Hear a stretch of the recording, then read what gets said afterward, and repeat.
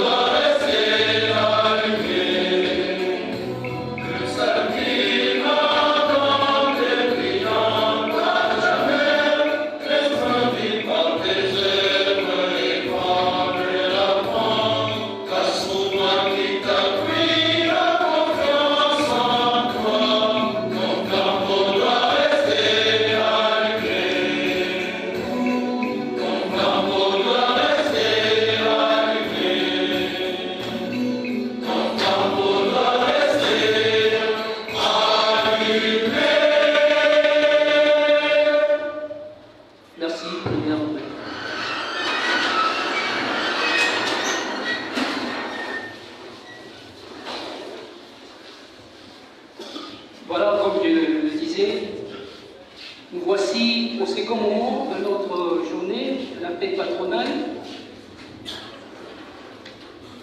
Nous allons commencer en donnant la parole au secrétaire général académique pour un mot introductif à la conférence d'aujourd'hui. Révérend Père, vous avez la parole. Merci beaucoup, messieurs les modérateurs. Nous sommes réunis dans cette salle pour la deuxième partie de nos activités. Nous venons à peine de terminer la messe. À présent, nous allons assister à la conférence de la sœur. L'un de nous, elle est professeure ici chez nous. C'est avec plaisir et honneur que nous la présenterons bientôt à travers le modérateur. Pourquoi cette séance? C'est parce que notre saint patron, Saint Augustin, c'était grand. À part la philosophie que j'ai faite à la Grégorienne, j'ai fait aussi un master à l'Institut patristique de Rome chez le Père Bossa. Et dans la bibliothèque, il y a beaucoup de volumes écrits par Saint Augustin. C'était un monsieur très intelligent, donc nous ne pouvons pas célébrer sa conversion sans nous élever. Voilà pourquoi, pour nous élever, on a demandé à la sœur Véro de nous présenter les condensés de sa thèse. Elle a défendu, elle a soutenu sa thèse à l'université Comillas à Madrid. Elle nous a donné les condensés il y a quelques mois. À présent, il va le faire pour le bénéfice de toute l'université. Donc, c'est avec grand plaisir et honneur que nous sommes là pour vous écouter. Mais avant que nous ne puissions vous écouter, j'ai quelques communautés d'ordre académique.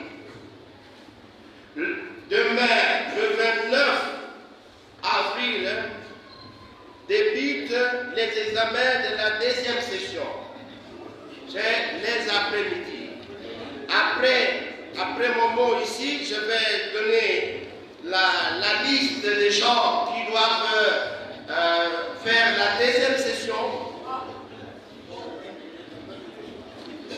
Parce que, écoutez, on a travaillé sur les réclamations. Donc, il y a certaines réclamations qui ont trouvé gain de cause. À cela, il est dispensé de faire la deuxième session. À d'autres, ils doivent impérativement faire la deuxième session, autrement, ils auront des litiges académiques. Donc, on a résolu les litiges de certains, parce qu'on a les fiches de cotation chez nous. Alors, si on n'a pas résolu vos cas, vous devez impérativement revenir à la deuxième session. On va aussi afficher les examens, les cours. Donc maintenant, après ces mots, on va afficher les noms des gens qui doivent revenir et peut-être lundi, on va afficher l'horaire de la deuxième session. Voilà, donc je voulais simplement dire un mot sur la deuxième session parce que c'est imminent. Voilà pourquoi je demande à ceux qui doivent revenir de le faire avec sérieux. Parce que j'ai appris qu'il y a certains jeunes qui risquent d'être renvoyés par les communautés religieuses à cause des résultats académiques. Je vous demande de prendre ça au sérieux parce que celle qui va nous parler, elle a étudié ici. Elle était étudiante ici. Hein? Pas parmi les moindres. Parce que si elle était médiocre, elle ne pouvait pas aller jusqu'à défendre une thèse à l'université Comillas. faut suivre son exemple. C'est une femme. Non, c'est une femme. Alors, il y a aussi des femmes ici qui sont priantes. Je vous demande d'emboîter le pas. Parce qu'il fait notre honneur, il fait aussi votre honneur. Je passe maintenant la parole au modérateur. Merci beaucoup, révérend Père, secrétaire général académique, pour votre mot, aussi pour votre avertissement à l'endroit de quelques étudiants qui ont des cas litigieux avec la direction.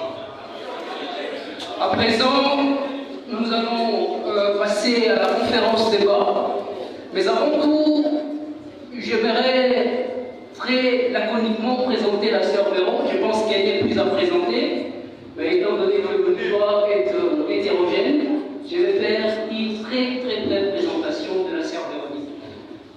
La sœur Véronique Luleno Kafuti, excusez-moi, la sœur Véronique Lundolo Kafuti,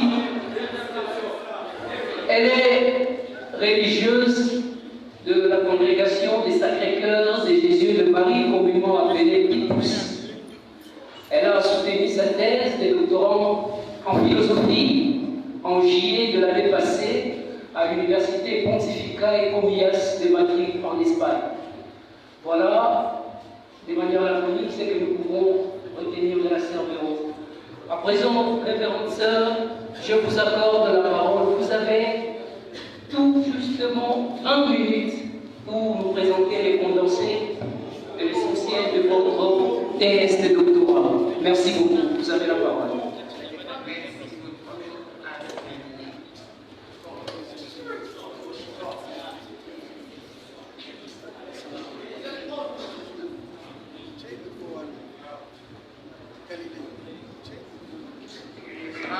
Président du conseil d'administration de l'ISACI, ici représenté.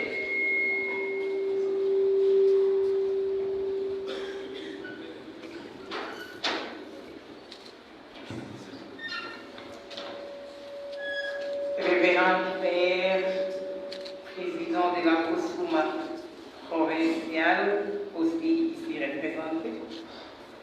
Révérend Père, révérende sœur, révérend frère supérieur majeur, membre des consortiums, révérend Père Esther, absent, révérend Père, révérende sœur, membre du staff, révérend Père, révérende sœur, révérend frère supérieur des communautés, chers estimés collègues professeurs, chers étudiants et étudiantes, distingués invités en vos titres et rangs respectifs, mesdames et messieurs, auguste assemblée, bonjour et bonne fête.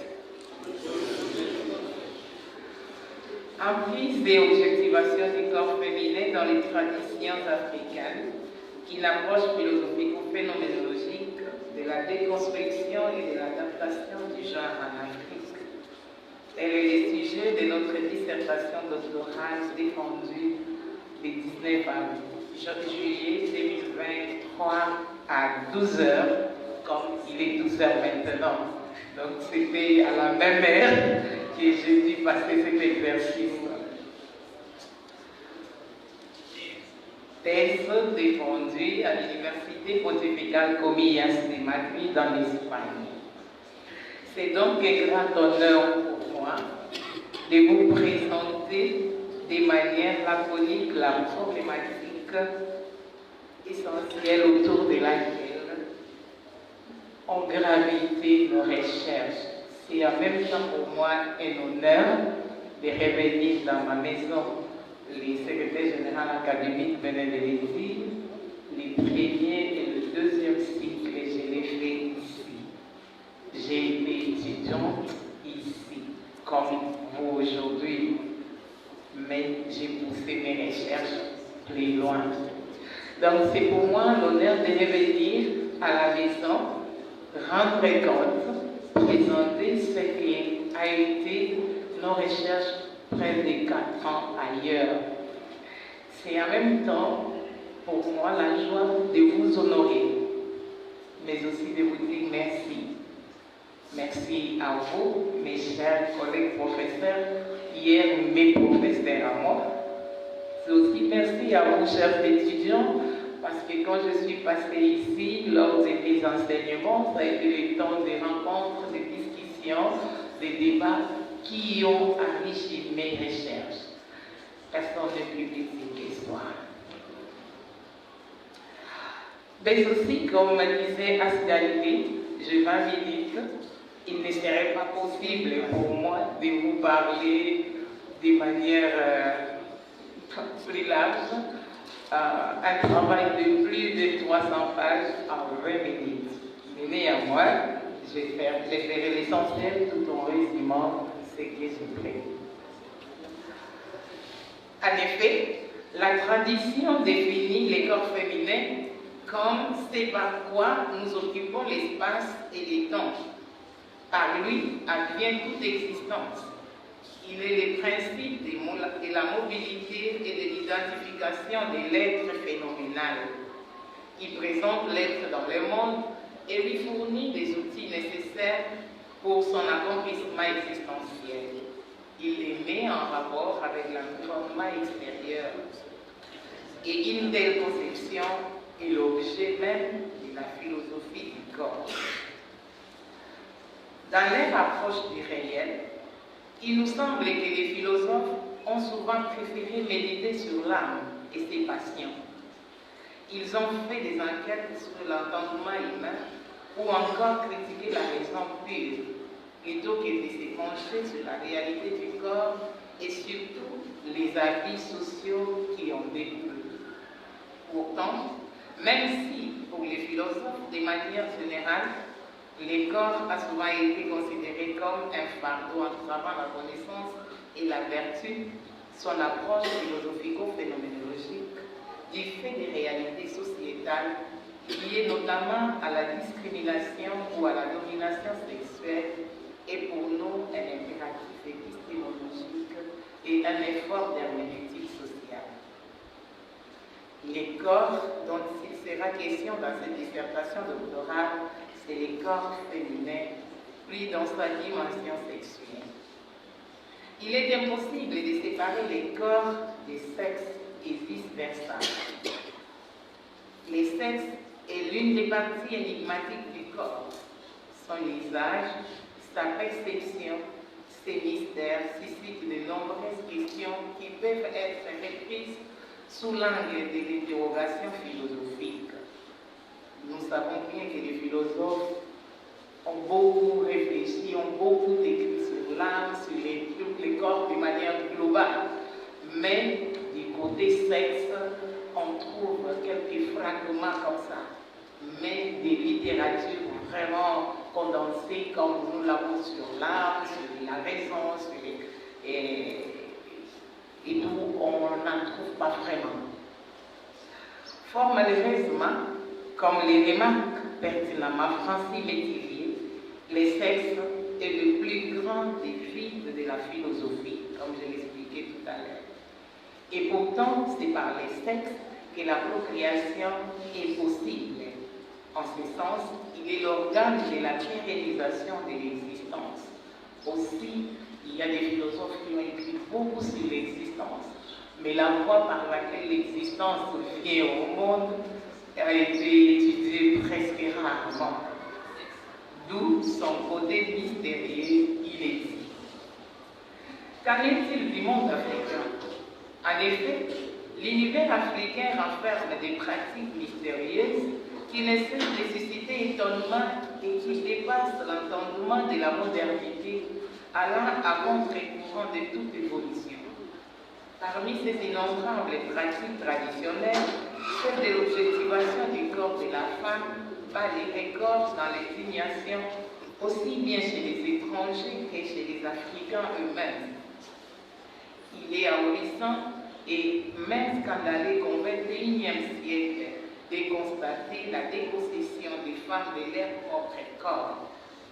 S'ils en sont les possesseurs, leur usage par contre échappe à tout contrôle subjectif au profit de quelques rites coutumiers. La même chose, je disais, voyons surtout nos traditions, nos sociétés, on trouve que souvent il y a des discriminations liées à l'égard de la femme et même à l'égard du corps de la femme. Mais si les femmes possèdent leur corps, des fois leur visage les échappe souvent. Nous allons les discuter avec vous tout à l'heure. Des pratiques telles que l'excision, la purification des sacrifices vaginaux, les repassages des seins, etc., semblent encore indéboulonnables à plusieurs traditions africaines subsahariennes. Aussi là, il y a des pratiques drôles de fois au nom de la tradition, nous les soutenons, mais qui semblent incontrôlables, fastueuses, sous prétexte négatif.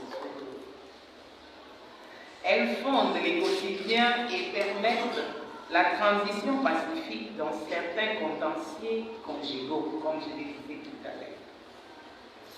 Elles épargnent la société d'un grand malheur car elles apaisent la colère des esprits. Ontologiquement enseigné dans cette tradition, l'Africain semble être loin d'abandonner ce qu'il considère comme faisant partie de lui en dépit de toute évolution des mentalités. C'est pour cette raison plutôt que la réception africaine de la théorie du genre se heurte à des obstacles d'ordre traditionnel qui empêchent radicalement sa réalisation effective. Cette résistance suscite plusieurs interrogations dans les chefs des chercheurs qui tentent tant bien que mal de percer les mystères. Cependant, étudier du point de vue philosophique un phénomène qui, de première vue, relèverait de la compétence de quelques sciences humaines et sociales telles que l'anthropologie, la sociologie ou l'ethnologie, semble une entreprise risquée. Néanmoins, nous savons que la philosophie a une spécificité unique qui fait toute sa différence avec d'autres sciences humaines, sa prétention d'étudier les réels dans toute sa totalité. Elle opérationnalise sa démarche en suivant les principes selon lesquels rien ne lui échappe et rien ne lui est invisible. Ceci étant la particularité de la philosophie et qu'elle interroge l'ensemble de la problématique et dans une approche critique, elle se livre inlassablement dans la recherche des causes premières des choses selon les principes d'Aristote. Si chacune de ces sciences évoquées peut bien aborder la problématique en examen sous un angle particulier, la philosophie, elle procède à la fois à la critique des traditions africaines sur les corps féminins et la critique des idéologies du genre.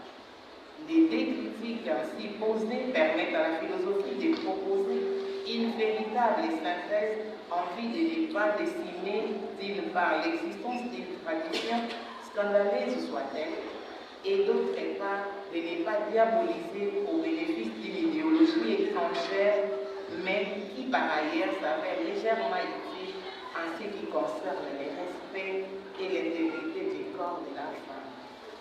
Cette symbiose sans prétention aucune, celle la philosophie semble être à même de l'opérer.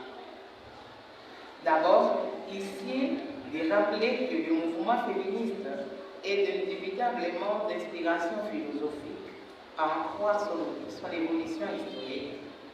Il est l'émanation de la phénoménologie existentielle de Jean-Paul Sartre et de Merleau-Ponty, puis de la phénoménologie politique de Simone de Beauvoir et de Hannah Arendt. Rien d'étonnant si notre méthode se réclame phénoménologique. La phénoménologie permet d'approfondir un phénomène en tant qu'élément du monde vécu. Ce monde est aussi celui d'interactions et de confrontations permanentes entre les peuples, les cultures, les races et les traditions. La phénoménologie permet également la synthèse de toutes ces différences au sein du monde vécu et propose en même temps 2 fois des dialogues en suivant les perspectives de la chaire des machères de Merleau-Ponty ou du monde de l'Ansois et du Poussois des Sartres. Ensuite, les courants de la phénoménologie politique montrant les difficultés de la phénoménologie à décrire et à comprendre l'être au monde politique de notre existence s'emploient à analyser la condition humaine de l'homme depuis son agir et non depuis son essence ou sa subjectivité. De là ressort les conflits entre l'appartenance au monde et la pluralité agissante, condition d'une compréhension du vivre ensemble politique des êtres humains et du sens politique de l'institution d'un monde commun. D'aucuns ignorent que la question du genre a un retentissement politique depuis son début. L'Afrique est aussi le terreau du genre politique, d'autant plus que la problématique de la marginalisation de la femme se répercute dans l'arène politique. De ce fait, la phénoménologie politique réfléchit sur les conditions d'institutionnalisation d'un monde commun basé sur le respect et la dignité. Ceci étant, notre dissertation avait gravité ou a gravité autour de 2 grandes parties. La première partie intitulée « Approche historique de la révolution féministe » abordant la question du genre et de ses dérivés, s'est penchée sur l'effort de compréhension de son évolution historique.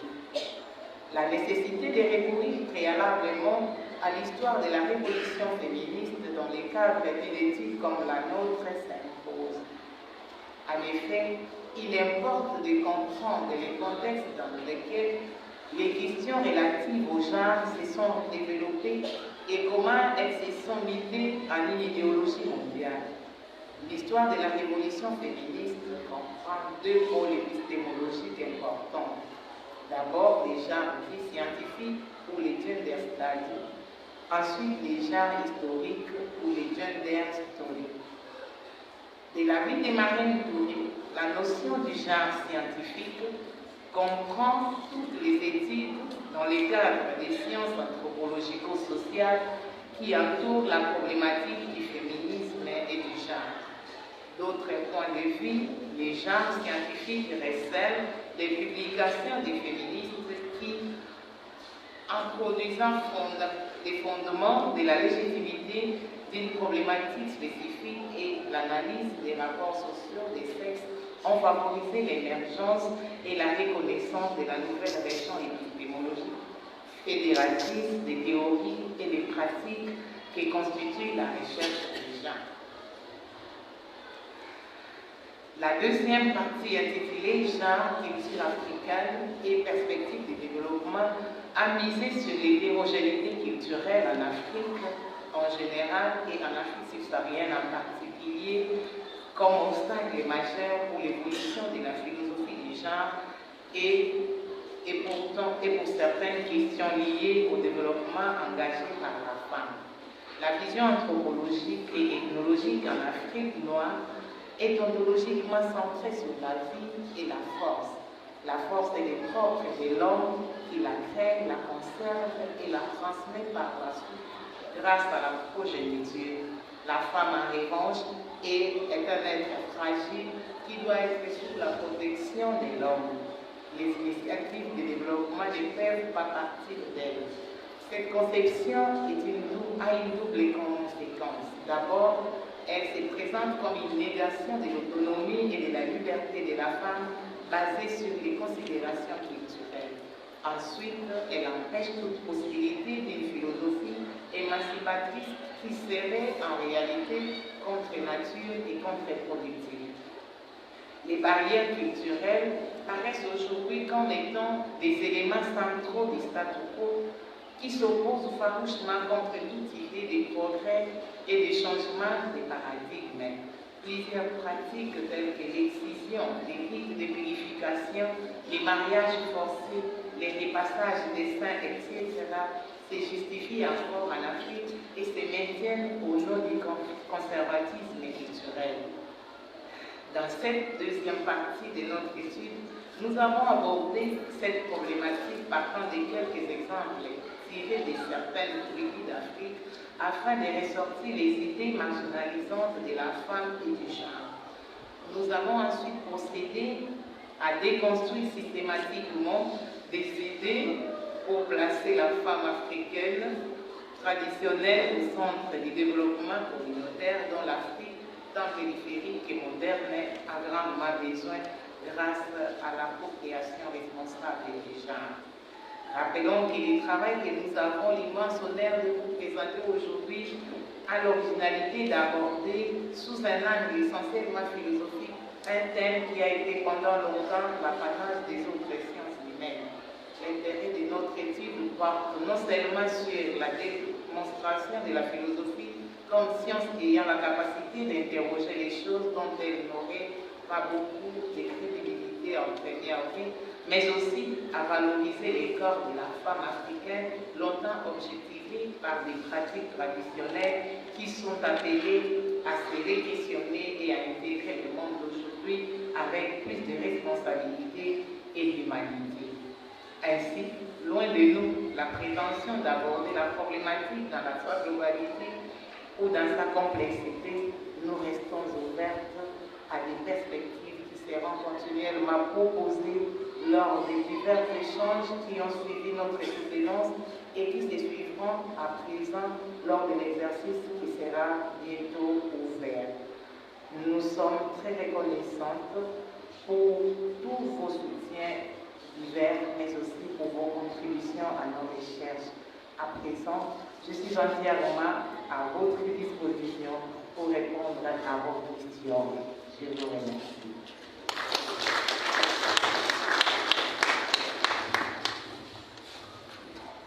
Merci beaucoup à la professeure Survero, bien qu'elle nous a arraché 3 petites minutes. Bon, c'est pas grave. Je ferai une petite recension de ce qu'elle a dit en quelques secondes, si vous me le permettez. Les corps, et c'est à quoi nous occupons du monde, et les temps. La professeure Survero est partie du constat selon lequel la philosophie, dans les temps, s'est évertuée à s'occuper de la question de l'être, de l'existence, laissant de côté la question du corps sexuel. Aussi, les traditions africaines recèlent des pratiques réifiantes en ce qui concerne son regard ou leur regard vis-à-vis de la femme. Et la question qu'elle se pose, que faire face à cette triste réalité? Elle propose en effet une approche qui s'avère déconstructive ou constructive, partant de la phénoménologie de Maurice Merleau-Ponty et de l'existentialisme de Jean-Paul Sartre et de Simone de Beauvoir. Répartie en 2 parties essentielles, dont la première, intitulée « Approche historique de l'évolution féministe », qui a consisté à cerner le contexte d'émergence de la problématique du genre en Afrique. La seconde partie, genre, culture africaine et perspectives du développement, a présenté la vision ontologique et culturelle de l'être femme en Afrique. Et elle fustige les conservatismes qui s'observent dans les traditions et cultures africaines.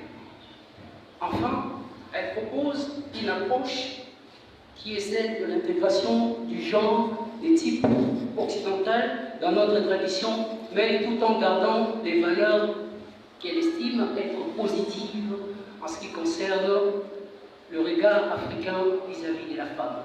Donc voilà, en quelques mots, la petite recension que j'ai pu dégager de ce qui a été présenté par la sœur. À présent, nous allons passer à la série de questions. Nous allons prendre une première série de 4 questions. La sœur va répondre et nous verrons si nous aurons un tout petit peu de temps, on va ajouter une autre série.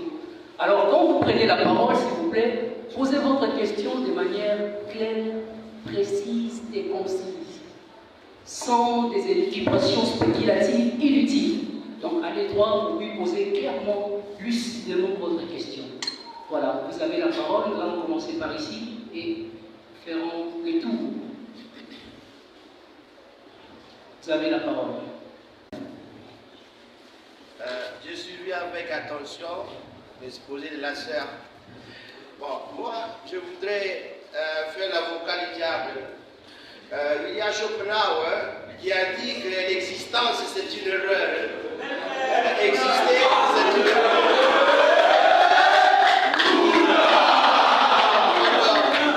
Alors, pour se libérer de cette souffrance-là, il préconise 3 voies. Donc, la première voie, c'est la contemplation artistique. Deuxième voie, la chasteté. Et puis, troisième voie, les suicides.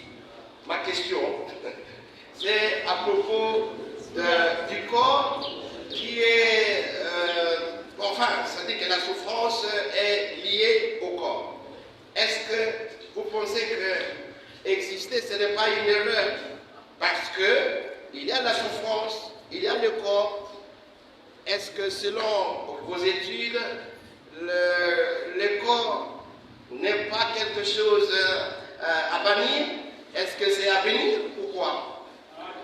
Merci beaucoup, professeur. On prend une autre question ici, s'il y en a. Voilà. Oui, Père, vous avez la parole. Merci. Pardon. J'ai bien suivi la synthèse faite par l'assistant. Ma sœur, par rapport à votre question, disons à votre sujet, à votre thèse, vous prônez l'intégration de la conception du genre occidental dans nos cultures, j'ai bien compris. Et voilà, tout en gardant nos valeurs. Alors moi, je voudrais savoir, est-ce que cela n'est pas un danger? Tenant compte de la nouvelle identité sexuelle, je fais allusion au mouvement LGBTQ+. Aujourd'hui, il est difficile de reconnaître qui est homme, qui est femme. Ailleurs, quand vous adressez à un homme, avant de lui adresser la parole, vous devez d'abord lui poser la question de savoir que je vous appelle une femme ou bien un homme. Cette question pose problème. Alors, si nous devons intégrer cette conception du genre dans notre culture africaine, cela n'est pas ne constitue pas un danger ou bien un mélange que nous ne serons pas contrôlés. Merci. Merci beaucoup, révérend Père. Ici, une question.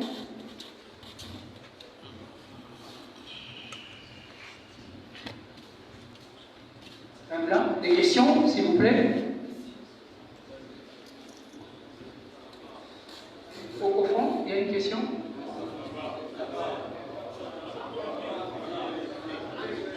Ah, donc ça a été très lucide. Voilà. Comme il n'y a pas de questions pour le moment, nous accordons la parole à la sœur pour répondre aux des préoccupations qui ont été soulevées. Merci.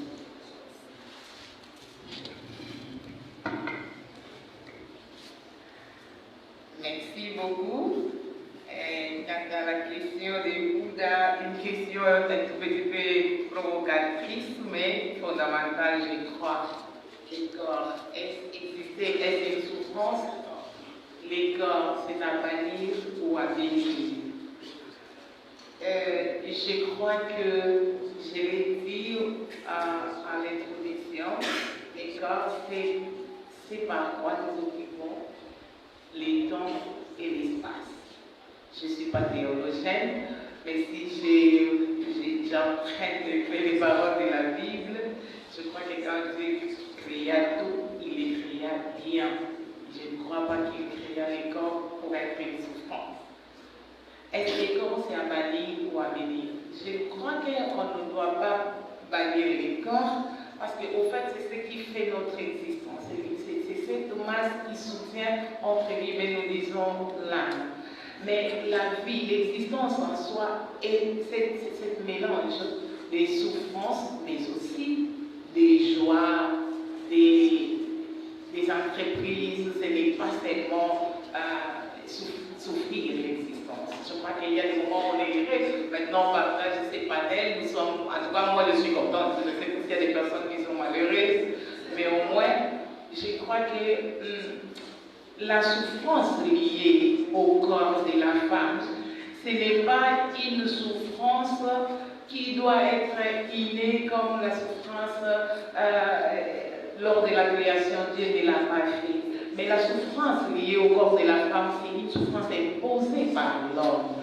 Quand je parle de la chair de ma chère de Merleau-Ponty, Merleau-Ponty parle de la vérité, c'est que vous êtes ou c'est que je suis l'autre l'est.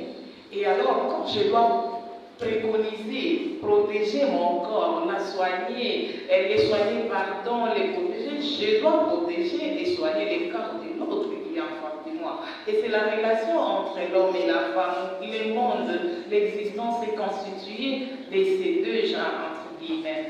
Mais malheureusement, on se rend compte, c'est vrai que dans le monde avant, dans le monde entier, cette discrimination avait été toujours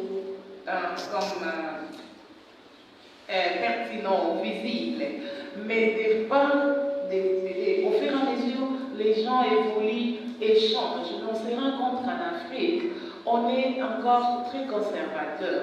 Et sous prétexte de garder la culture, on impose certaines pratiques au corps et surtout de la femme, pas dans son propre corps. Il y a beaucoup de pratiques liées au corps de la femme, au corps de l'homme. Je me demande s'il y a des corps. Alors, s'il y a des corps, peut-être qu'on peut bannir.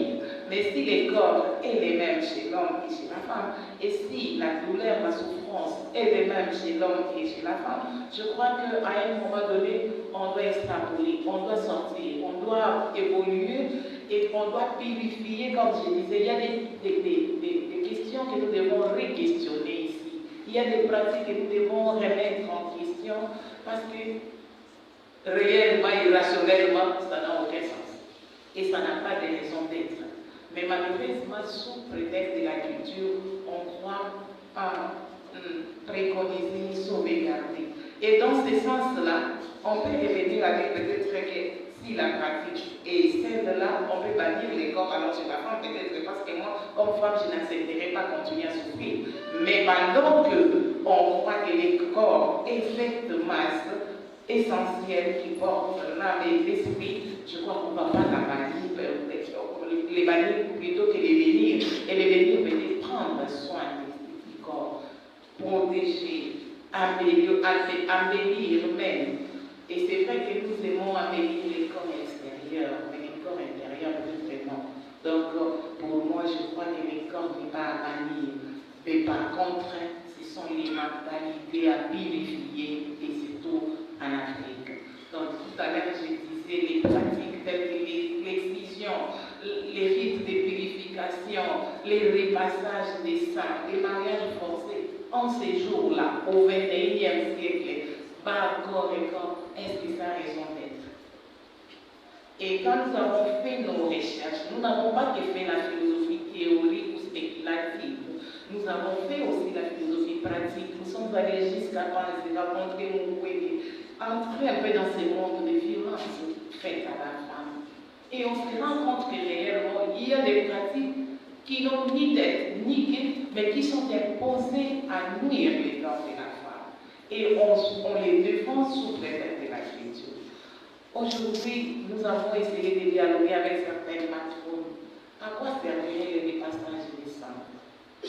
À quoi servirait l'excision? Aujourd'hui, ça part encore. Il y a une des femmes qui m'a dit, l'excision c'était pour préserver la fidélité de la femme au foyer. Qui a dit que pour que la femme soit fidèle au foyer, il faut l'exciser? Et qui a dit que l'excision, l'ablation du clitoris serait une voie de libérer l'infidélité? Est-ce que l'infidélité n'est pratiquée par la femme? Ou il y a aussi les hommes? Et peut-être que c'est un grand pourcentage chez les hommes. Ah voilà. Et là, je provoque un peu, non? Mais au moins, quand on se rend compte, je crois que certains parmi nous ont fait la biologie, moi-même j'ai l'ai fait, quand on concernant quand on voit l'éducation sexuelle, il n'y a pas que les clitoris qui est l'organe de l'excitation de la femme, même si que ce soit l'organe le plus fort pour exciter une femme. Mais il y a d'autres points d'excitation. Et alors, exciter une femme ne veut pas dire enlever toutes les potentialités affectives qu'elle a. Si la femme veut être infidèle, elle le sera avec clitoris ou sans clitoris. Et si l'homme veut être infidèle, il le sera aussi, je ne sais pas, qu'est-ce qu'on couperait chez vous. Donc, c'est un exemple seulement que j'ai pris, mais voilà. Donc, j'ai répondu à votre question. Je crois que l'école n'est pas travaillée. Quant à la question d'Israël, ça, on s'appelle comme ça, intégrer les gens n'est pas un danger. Avant de répondre à votre question, je reviens aussi à mon texte. J'ai dit tout à l'heure qu'en abordant ces deux critiques, parce que je suis en train de faire la déconstruction, mais en même temps la construction de la théorie du genre en Afrique, il n'y a pas que déconstruire qui est mauvais ou qui est bon, ou construire qui serait mauvais. D'abord, je voudrais vous dire ici qu'il y a deux types de gens dans les féminismes. Il y a les féminismes extrémistes, les genres extrémistes. Ce sont ceux qui vont jusqu'à dire moi, je ne suis pas femme, je suis homme, et j'entreprends maintenant toutes les démarches possibles des opérations pour changer les sexes et tout. Ce sont les extrémistes. Mais par contre, nous avons les genres modérés. Ce sont tous ces genres qui prônent pour le développement de la femme, l'intégration de la dignité, la valorisation, l'égalité, tous ces gens. Alors, c'est de ce côté que nous nous penchons, du côté déjà modéré. Je l'ai bien dit, je ne vais pas copier ici tout ce qui est du genre occidental, mais non plus, je ne vais pas appuyer tout ce qui est tradition et culture, tout ce qui est élément de tradition et culture. Tout à l'heure, je parlais déjà de tout ce qui se passe chez nous. J'ai été dans les centres d'initiation où on excise les filles. Et quand vous voyez maintenant, par là, je serre les visages, parce que c'est révoltant, c'est énervant. On doit passer les jeunes filles, adolescentes de 11, 12 ans, une petite fille qui se forme, du point de vue biologique, le corps se forme. La fille vit déjà des troubles parce qu'elle ne comprend pas, elle ne comprend pas pardon, ce qui lui arrive.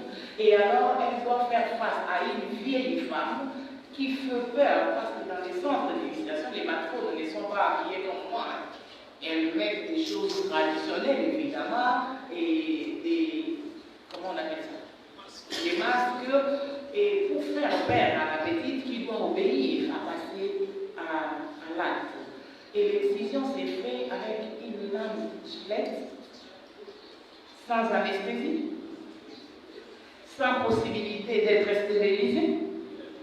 Cette même lame de rasoir coupe chez Jean-Baptiste, chez Bouddha, chez Lowell.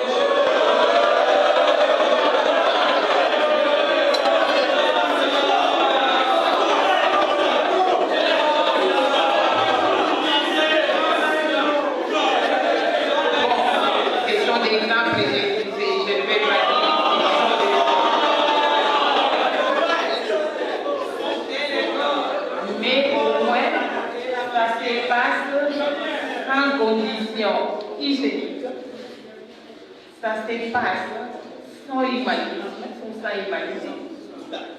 Et alors, quand je vois les gens modérés du côté occidental, cette révolution, ces pratiques qui n'existent plus, chacun intègre les éléments de ces genres-là. Mais je ne copie pas les gens extrémistes jusqu'à nier mon identité des femmes pour devenir comme des prophètes. Donc je parle parce que je suis chrétien. Dieu a créé en femme n'était pas idiot. Au contraire, c'est une richesse, c'est une joie et une fierté. Et les traditions africaines, je suis fière de ma culture parce que l'Afrique continue encore à maintenir surtout les valeurs de la famille. Et la famille est sacrée. La famille est encore valorisée. Quand on va du côté de nos amis, on dirait que ça bascule. On commence même à négocier si la famille existe, si ça n'existe pas. Et de ces gens-là,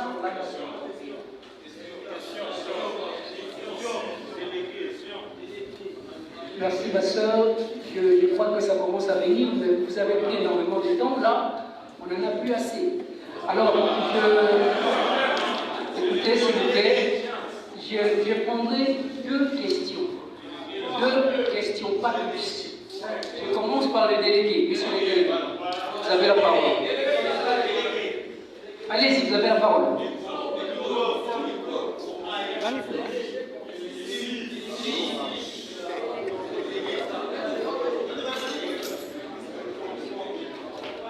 Allez-y, posez rapidement votre question.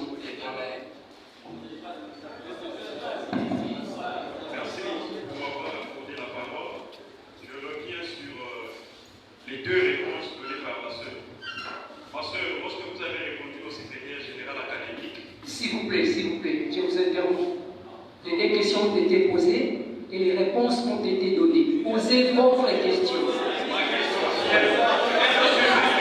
Allez-y, rapidement. Vous insistez sur la souffrance de l'enfant. Et lorsque vous parlez de la souffrance de l'enfant, vous l'attribuez aux exemples que vous avez donnés, par exemple l'excision, les mariages forcés. Et ce qui m'inquiète le plus, c'est votre hypothèse selon laquelle ces pratiques-là, vous l'attribuez à la culture africaine. Pour moi, je dis que c'est faux et archi-faux. Parce que lorsqu'on parle de la culture africaine, on doit se référer à ce qui est général. Ces pratiques, je ne pense pas que c'est général. Et lorsque vous parlez même dans certaines ethnies, vous n'allez pas trouver, même dans certains clans, vous n'allez pas trouver ces pratiques-là. Ça dépend d'une famille à une autre.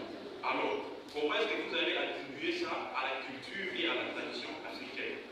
Deuxièmement, lorsque vous abordez cette question, vous préconisez qu'on puisse prendre ce qui est bon, soit surpasser notre conception du genre pour avoir à nous approprier de la conception occidentale du genre. Mais lorsque vous parlez de ces deux conceptions, les modérés et les extrémistes, nulle part vous avez critiqué le côté négatif et le côté positif que nous devons copier. Vous parlez seulement de manière générale. Votre question.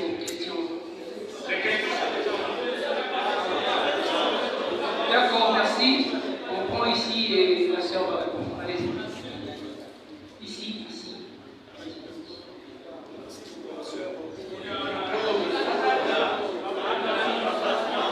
Allez-y. S'il vous plaît. Écoutons la question de l'ami. Allez-y. Je commence par remercier la sœur pour sa plume philosophique pertinente. La question est la suivante. Vous avez plus, durant votre travail, souligné les pratiques déshonorantes posées à l'endroit de la femme. Mais vous avez mis de côté le fait que les femmes, particulièrement pour la ville province de Kinshasa, se servent de leur sexe pour des pratiques mercantiles. Quelle est votre position face à ça? Merci beaucoup. Nous demanderons à la sœur de répondre aussi rapidement.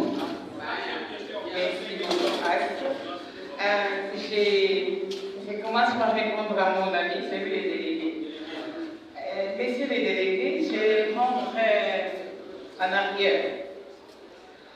Et j'affirme encore que toutes ces pratiques, je les lis à la culture africaine. Parce que, après nos recherches, c'est vrai que nous avons vu que dans la culture africaine, que ces machins, ces pratiques, je parle de la purification, j'ai été dans quelques pays africains. Dans l'ancien temps, aujourd'hui, nous pratiquons l'éducation moderne. Aujourd'hui, nous venons à l'école, on nous enseigne, et c'est vrai que l'éducation moderne est venue de l'Occident aussi. Dans l'ancien temps, dans toute l'Afrique, il y avait l'éducation traditionnelle. Et l'éducation traditionnelle se faisait de deux manières. C'est ce qu'on appelait l'éducation spécifique, c'était l'éducation quand on prenait les jeunes, on les amenait dans les camps d'initiation, et puis il y avait l'éducation plurielle qui se faisait en général autour de feu. Tu ne vas pas me dire le contraire, peut-être que tu maîtrises bien l'Afrique plus que moi. Autour de feu, on trouvait les papas et les mamans ou les grands-pères qui nous racontaient les histoires. Ces histoires constituaient à nous éduquer, à nous élever, à faire de nous des personnes dans la vie parce qu'il n'y avait pas l'école. Et cette pratique doucement s'éteint. En tout cas, ici à Kinshasa, je crois que je ne le vois plus, c'est rare. Et aussi, peut-être ailleurs où je suis passée, au Mozambique, j'ai vu que aussi c'est maintenant rare, où vous trouvez papa ou maman ou les grands-parents autour d'un feu en train de raconter, c'est la télé qui occupe la place. Alors, l'éducation spécifique dont j'ai parlé, les parents, en dehors de nous raconter, par exemple, il y avait un garçon qui avait volé, qu'on avait coupé les mains, c'était pour nous faire peur, pour que nous ne puissions pas voler. On nous apprenait la morale. Mais on amenait les gens à l'éducation spécifique à la forêt, où on devait leur apprendre à devenir hommes ou femmes. Et là, on leur apprenait peut-être à construire, comment prendre soin d'une femme, à une femme comment prendre soin de son mari, de son foyer, de ses enfants. Et ces pratiques, et cette cérémonie et cette éducation s'est terminée par les couronnements de ces pratiques, soit l'excision évidemment chez les femmes et la circoncision chez les garçons. Et au fur et à mesure, on disait que la circoncision, c'était pour préserver l'homme de la stérilité, parce que s'il garde les prépuces, il ne va pas féconder une femme ou donner la grossesse à une femme. Et à la femme, on devait couper les clitoris parce qu'il devait être mère et fidèle à la maison. Mais à la fin de compte, on se rend compte qu'aujourd'hui, avec l'éducation moderne, avec la biologie, la médecine, les prépuces ne justifient pas la stérilité. Un homme circoncis ou pas circoncis est capable, s'il n'est pas stérile, il peut féconder une femme. Et on se rend compte qu'une femme, soit avec clitoris ou sans clitoris, s'il veut aller avec un autre homme, parce qu'au fait, la question de l'infidélité n'est pas liée d'abord aux parties du corps, c'est lié à toute une vie. Pour qu'une femme ou un homme soit infidèle, il doit y avoir autant de précautions qui se sont passées. Alors, cette pratique ne se fait qu'en Afrique. Ailleurs, quand il y avait dans des camps d'initiation, ils ne faisaient pas cette pratique-là. Et alors, me dire que les lier parce que certaines familles ne les pratiquent pas, parce que c'est révolu dès l'âge de la naissance, peut-être que tu n'as pas vécu d'autres choses. Dans ces pays-là, ça se faisait aussi. C'est avec Mobutu que ça a été coupé, même mis en garde, parce que qui devait les pratiquer depuis 70 ou 74, vous devez faire la prison. Et aujourd'hui, avec autant de sensibilisation, il y a des familles qui ne les pratiquent pas. Mais l'excision ne se passe pas dans d'autres cultures. En Afrique, oui. Alors, quant à la question des Bouddhas, pour dire que j'ai résumé la souffrance seulement à quelques exemples. Moi, je ne parle pas de toute la souffrance de la femme dans ma tête. Je parle de certaines pratiques qui objectivisent les corps de la femme. Et ces pratiques ne sont que pratiquées de purification. L'excision, on peut dire que ça se passe dans la forêt, peut-être au coin ou dans une chambre. Mais les rites de purification. Vous avez un conseil? Je sais, mais je crois que c'est important, laisse-moi les dire. Une femme sexe comme marchandise entre guillemets, ils les font avec qui? Elles les font avec qui? Avec les hommes. Attendez, bien sûr, il y a des femmes, une fois j'ai animé la session chez les filles, ça c'est frère, autour de la sexualité et de l'affectivité. Et il y a des femmes avec qui on a dialogué, qui m'avouent qu'ils se marient avec des personnes qu'elles n'ont pas aimées. Pourquoi? droit, parce qu'elle ne peut pas dire, moi, je ne peux pas dire à Baptiste, je t'aime et je veux vivre avec toi. Je serai mais au moins, je dois attendre que lui me le dise. Je vous réponds un peu vulgairement. Parce qu'on croit selon la culture et la tradition que vous devez venir vers nous et nous ne pouvons pas venir vers vous. C'est faux.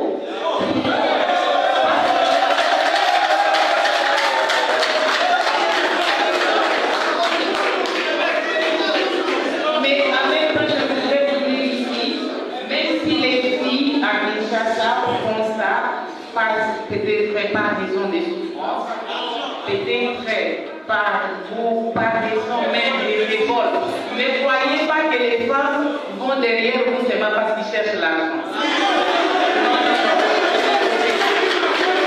Des fois, ce sont des révoltes et des fois, c'est la vengeance. Et vous ne savez pas.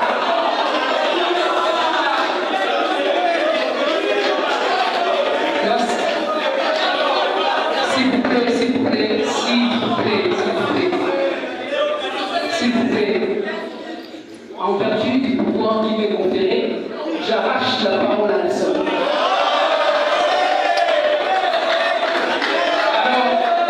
Alors, nous disons un grand merci à la professeure sœur Véronique pour sa brillante conférence qui a été d'une clarté et d'une lucidité extraordinaire. Nous pouvons manifester notre joie à la professeure.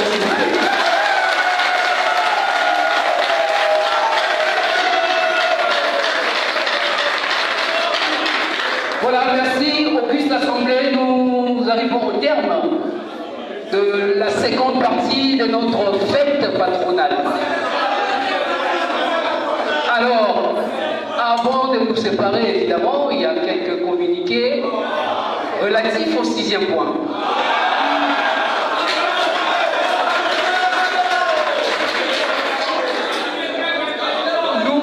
Nous demandons, comme on dit à tout seigneur, tout honneur,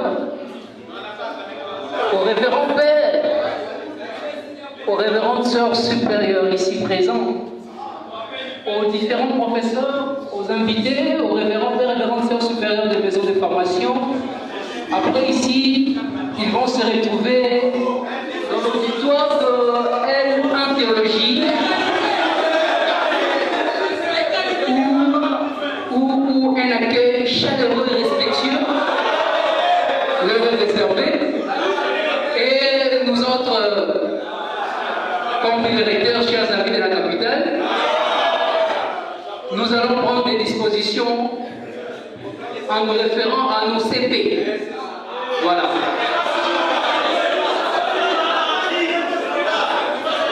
Nous serons dans la cour, nous allons fêter, danser à l'honneur de notre saint patron, Saint Augustin. Alors, j'invite le révérend père académique, il va nous dire une prière qui va venir aussi dans le temps que nous allons parler.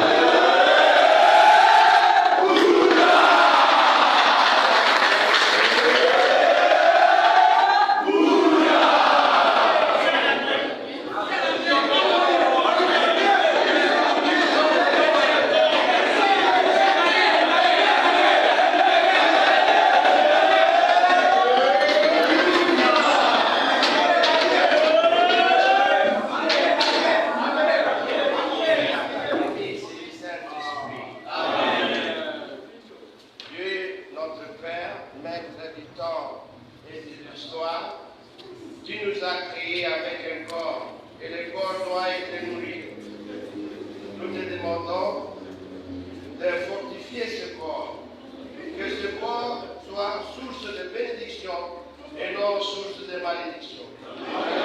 Fais en sorte que nous puissions protéger ce corps.